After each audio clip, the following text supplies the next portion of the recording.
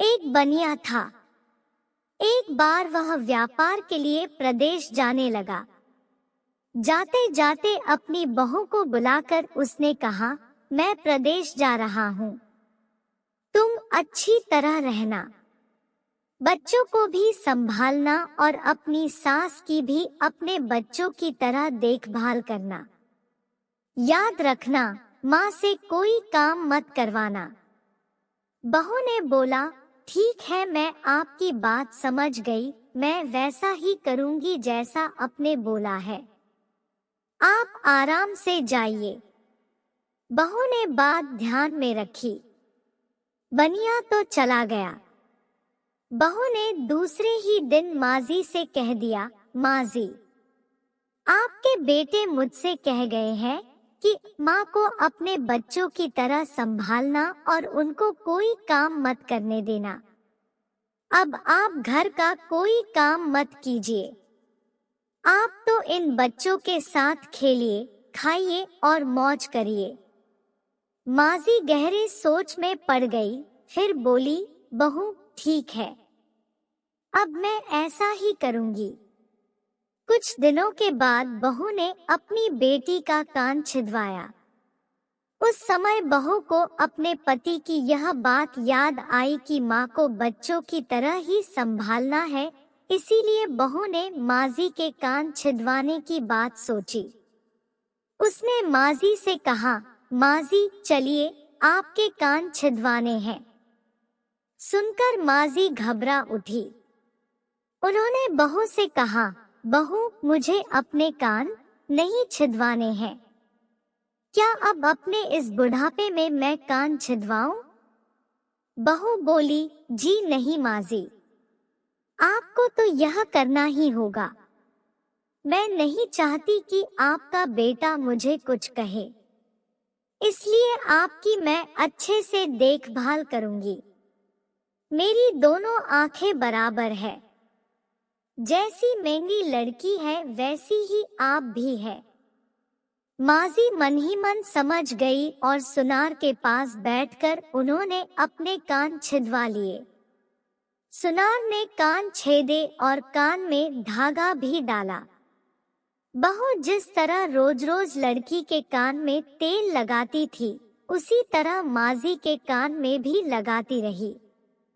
थोड़े दिनों बाद बहू ने अपनी बेटी के लिए बाली बनवाई तो उसे अपने पति की बात आई, फिर उसने माजी के लिए भी बाली बनवाई और कहा, आइए आपको यह बाली पहना दूं। माजी ने कहा, बहू मुझको बाली क्यों पहनाती हो? मैं बूढ़ी हूँ, मुझे इसकी जरूरत नहीं है। बाली तुम अपनी बेटी को पहनाओ, मुझको नहीं पहननी है। लेकिन बहू नहीं मानी। जबरदस्ती करके माजी को बाली पहना ही दी। इसके पश्चात माजी छोटे बच्चों के साथ अपना मनोरंजन करती, घूमती, खेलती और कई तरह के मौज मस्ती करती। बहू ने एक बढ़िया दिन देखकर अपने बेटे की नाई से चोटी रखवा ली। फिर बहू को माजी की याद आ गई। माजी बच्चों के साथ खेल रही थी। उन्हें वहां से बुलवा लिया और कहा, माजी आइए, नाई के सामने बैठिए। अपने लड़के की तरह मुझे आपके सिर पर भूत चोटी रखवानी है। जब शिव के चोटी रखवाई है तो आपके क्यों न रखवाऊं?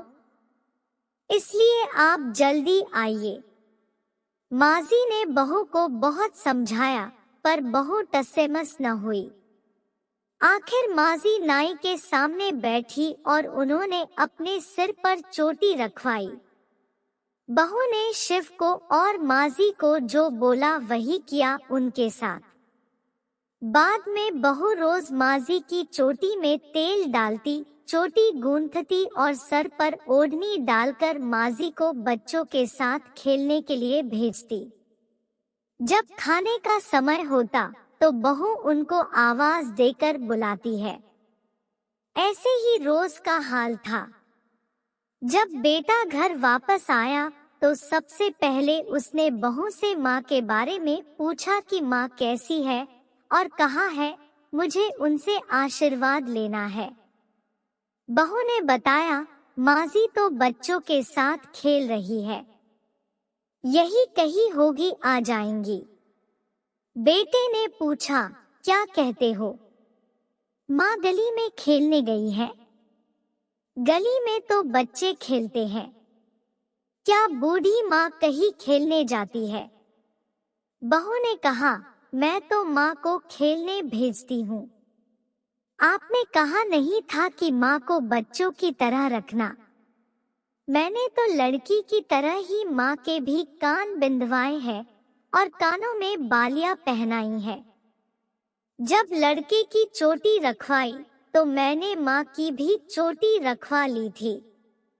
जब मैं सबको खेलने भेजती हूँ तो माँ को क्यों न भेजूं? मुझको सबके साथ साथ एक सा व्यवहार करना चाहिए। पति समझ गया कि उसकी मूर्ख स्त्री की अकल का दिवाला निकल गया है। बाद में पति के कहने पर बहू ने माँ को पुकारा।